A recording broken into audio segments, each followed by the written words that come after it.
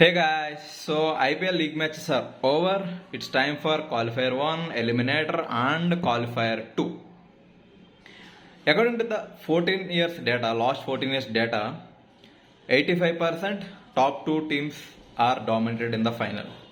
So that is there. But in 2016, SRH won 3 matches in a row. They came from eliminator. In 2016, SRH standing at 3rd or 4th position, not remember, but they won the final.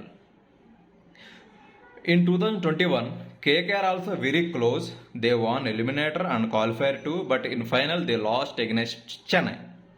So only SRH ever did it in 2016.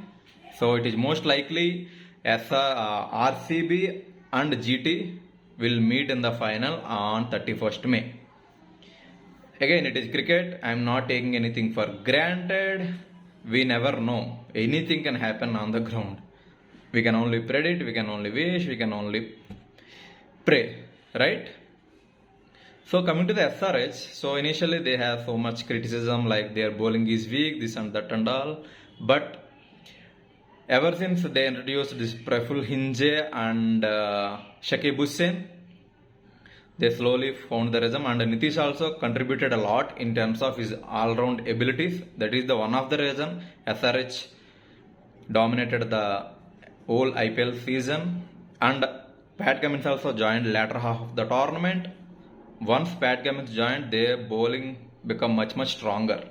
Whenever Pat Cummins comes in, going to bowl that particular over, something is going to happen in that over. So they are now standing at very good position, but it is not easy to win the matches 3 in a row.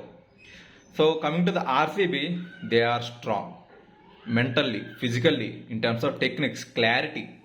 So yeah, RCB is strong, but coming to the GT, oh my god, Rashid Khan, every player contributing a lot, and GT also dangerous.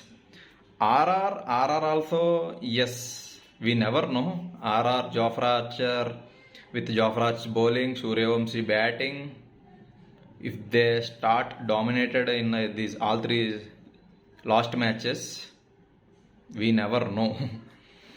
Yeah, but like I said, most likely RCB or GT will be lifting the trophy this year. Thank you.